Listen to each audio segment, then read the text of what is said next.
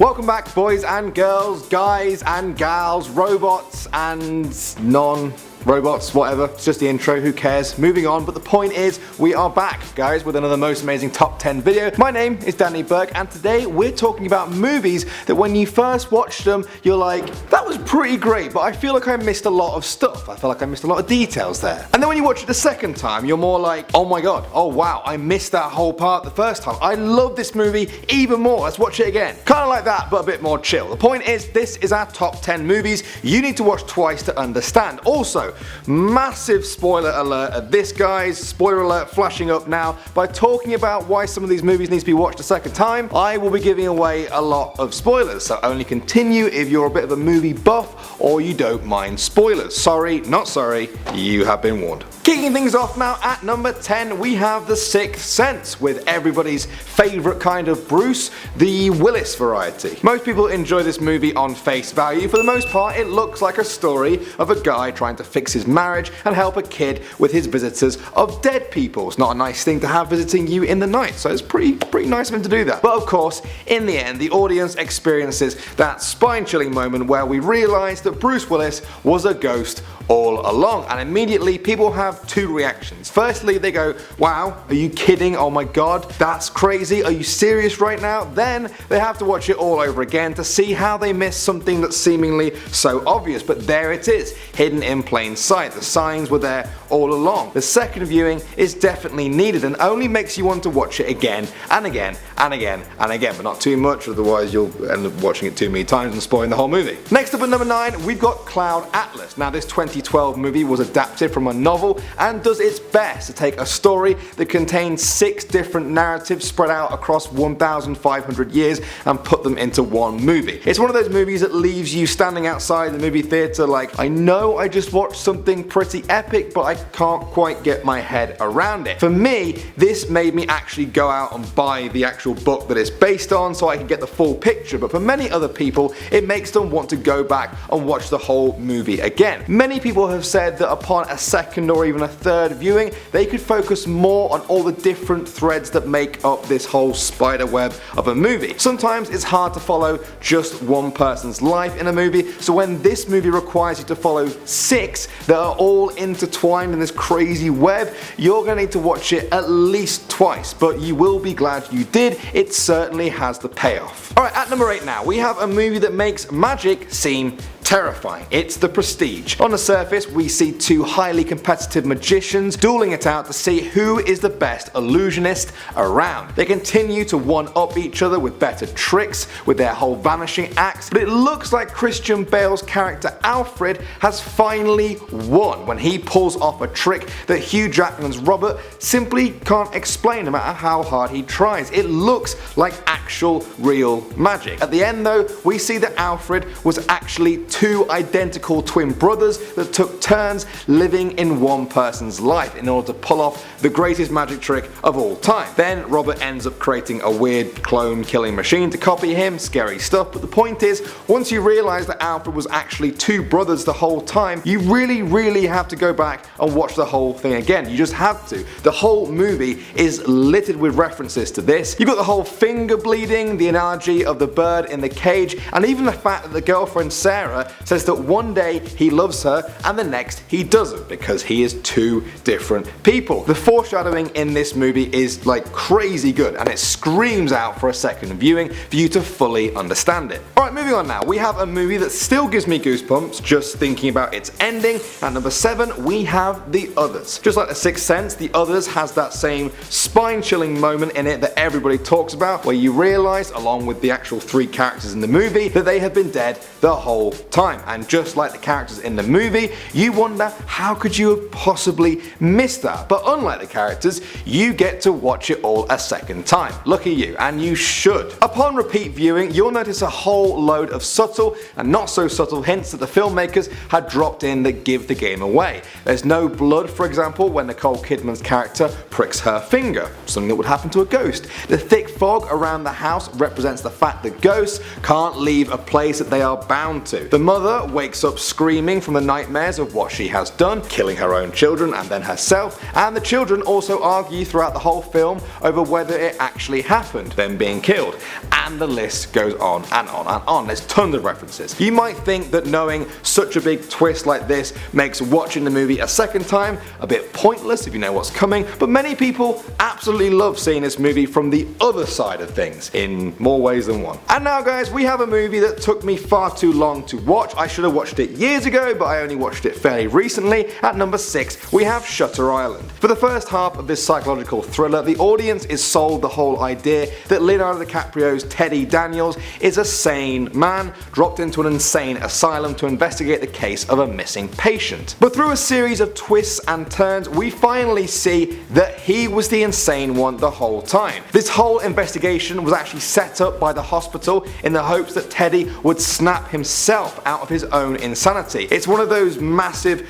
WTF moments at the end, but there were actually clues to this happening the whole time. Really creepy clues. His partner was played by Mark Ruffalo, and he struggles with holding a gun and remembering where he's from because he's a doctor and not a US Marshal. That's a pretty big clue. There's also the fact that when Teddy first arrives on the island, all the guards are heavily armed and staring at him because their most dangerous prisoner, him, is just walking around outside of his cell. The first time you watch it, you see the world as insanely as Teddy, and you watch it a second time, you see the reality of things. Or is it reality? Who knows? Now at number 5 guys, we have Eternal Sunshine of the Spotless Mind, which I personally wouldn't mind watching maybe twice every single day. Many fans of this movie get more and more out of it the second time around. The first time watching, viewers spend most of the movie trying to figure out what order everything goes in because it just seems to be scattered everywhere. It puts you into this kind of dreamlike state where you're not really sure what's real or not, a dream or is it a memory, past or present, just like the way they delve into Joel's mind to delete his memories of Clementine. But by the end of the movie, everything becomes clear that what we saw at the start of the movie wasn't the first time they actually met. It was the two of them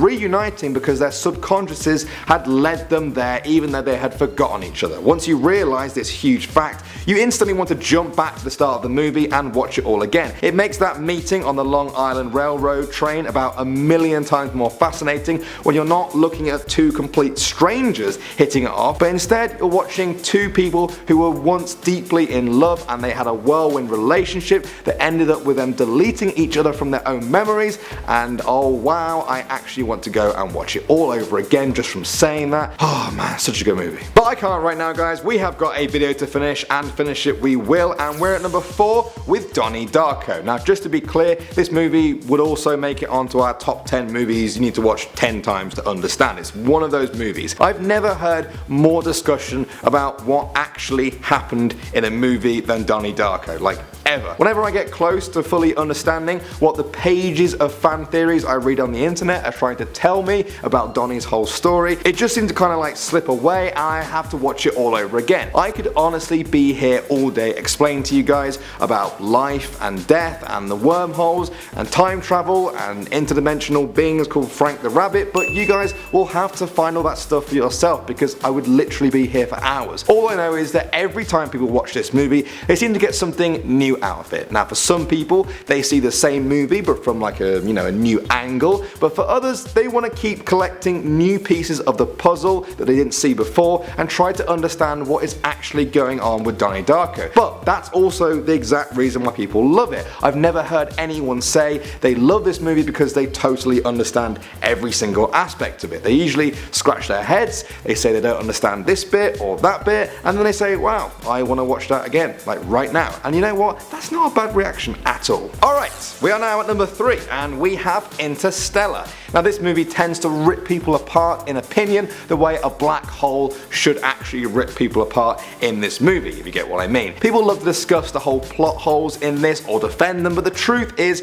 if you put all that to one side and just take the movie as it is, many people want to go back and watch it again once they have the knowledge that everything in the movie was guided by Matthew McConaughey in a black hole. That's That's the strangest sentence I've ever said. Once you learn that the interdimensional being that kept reaching out to them on their journey was literally him poking holes in space and time, it adds a whole new dimension to things, if you'll pardon the pun. The movie is 2 hours and 49 minutes long, so most people won't want to watch it again right away because that would be most of your day gone. But it's certainly one that a lot of people want to revisit once you learn that the main character is guiding himself and all the other characters from the minute that first book falls off the bookshelf. Alright, next up we have a movie that my dad gave up on after about half an hour because he didn't get it. Now this one's for you, Dad, dedication to you, and number 2 is Inception. Now I don't blame my dad for this. This movie is very layered in a very real sense of the word.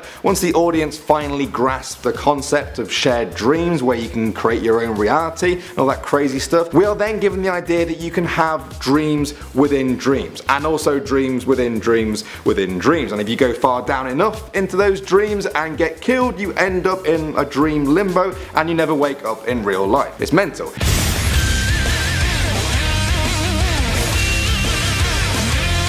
Each of the characters remains in one of these dream layers as the rest continue down into deeper dreams in order to plant an idea into someone's subconscious, otherwise known as Inception. Then there's the million-dollar question that's posed right at the end of the whole movie. Was Leonardo DiCaprio's character, Dominic Cobb, in a dream the whole time? Will that spinning top ever stop spinning? I ask myself that on a daily basis. Am I in a dream watching this? Is this real? And what is life anyway? And who am I? And can we watch that movie again? That's pretty much the order of questions that people go through when they realise that Inception takes more than one viewing to fully grasp it. It really does. At this point, guys, honourable mentions go to movies like The Departed, The Matrix, Drive, and Memento. I know I've seen a lot of people online talking about them. Now they're all movies you guys will want to watch twice, but they missed out, I'm afraid, on the top spot in this video because sitting at number 1 we have Fight Club. Now you may think that Tyler Durden is the best or worst thing to ever happen to Edward Norton's character when they meet,